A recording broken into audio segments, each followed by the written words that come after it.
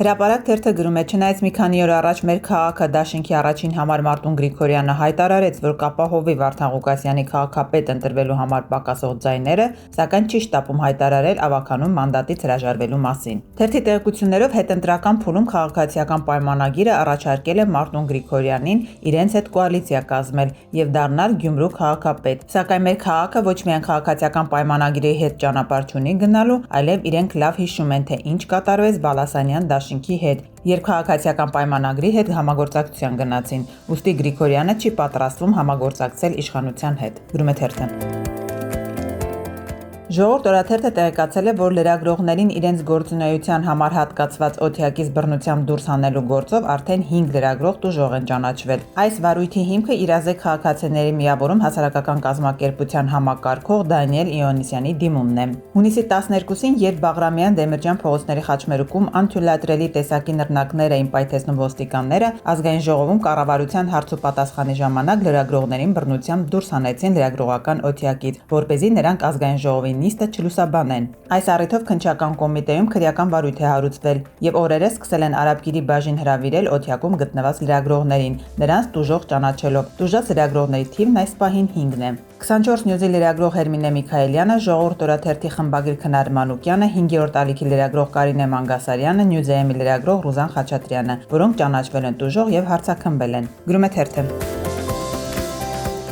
Հրապարակ թերթը գրում է, չնայած Գյումրիում կրած պարտությանը քաղաքացիական պայմանագրում արված վերլուծությունների արդյունքում եկել են եզրահանգման, որ վատ արդյունք չեն տվել, նախորդ ընտրությունների համեմատ մոտ 10,000 ավելի ձայն են հավաքել։ Գյումրիում ստացած 36%-ն էլ ոչ այնքան քաղաքացիական պայմանագրի, որքան իրենց թեկնածու Սարիկ Մինասյանի ձայներն են, եւ եթե քաղաքացիական պայմանագրի 5 կազմից որևէ մեկ առաջադրվեր, դա էլ չէին ստանա։ Սա թերևս հասկանում է նաեւ քաղաքացիական պայմանագրի վերնախավում, ուստի որոշել են պաշտոնից իր կենսագրությունը քաղաքացիական պայմանագրի հետ կապած Սարիկ Մինասյանին անգործ չթողնել եւ նրան մի լուրջ պաշտոն տալ։ Խոսակցություններ կան, որ նրան հնարավոր է նշանակեն Շիրակի մարզպետ, գրում է թերթը։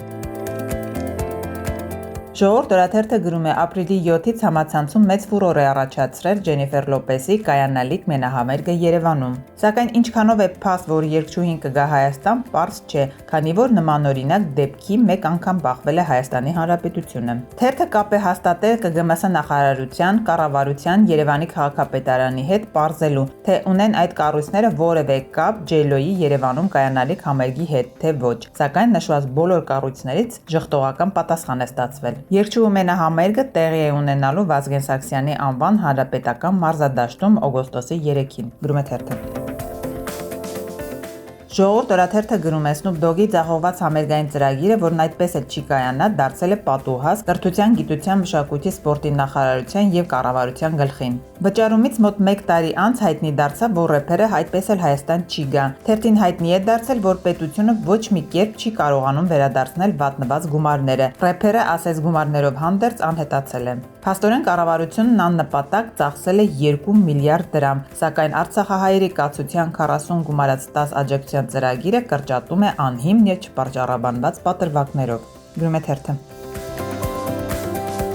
Հրապարակ թերթը գրում է, կրթվել է նորաձևը Արշավի շրջանակներում Աննա Հակոբյանն ապրիլի 12-ին լինելու է Սյունիքում, Մեղրիում։ Իբրև բանախոսի նա հրավիրել է ամուսնուն Փաշինյանին, ինչը խոսում է այն մասին, որ Փաշինյանը նախընտրական քարոզարշավ է իրականացնում, շոշափում մարդկանց տրամադրությունները։ Այցից 4 օր առաջ Մեղրիում նախապատրաստական աշխատանքներ են սկսվել։ Թերթին ասել են, որ վարչապետի անվտանգությունն արդեն դեսանտ է իջել, գրում է թերթը։